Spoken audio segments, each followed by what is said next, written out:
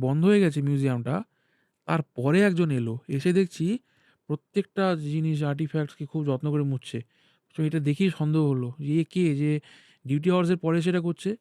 তখন জানা গেল কে না আইএনএ আর্মি ছিল। আইএনএ আর্মিতে ছিল। কোন মিউজিয়াম? এটা আমার বোধহয় রেঙ্গুনের কোনো একটা মিউজিয়াম। ওখানে? ওখানে। তো বলছে যে পিঠে গুলিটা দেখাচ্ছে। বলছে, "দেখো, এটা কিন্তু পিছন থেকে গুলি খায়নি। গুলিটা এসেছিল, আমি মাথাটা নিচু করেছিলাম, কাঁধটা ছুঁয়ে বেরিয়ে গেছে আমার।" মানে এটা সে বলতে চাইছে এই কারণে যে, "দ্যাট ওয়াজ দ্য স্পিরিট, আমার পিছন ফিরিনি।"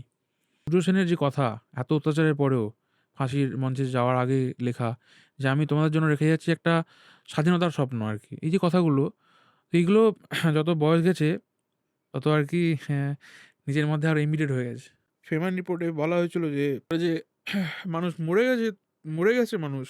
তবুও বীজ ধানের পাত্রগুলোতে হাত দেয়নি।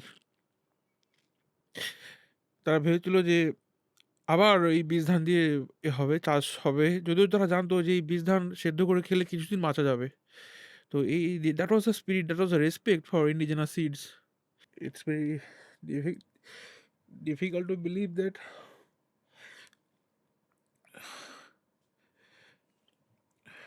we support Adanis and Ambanis.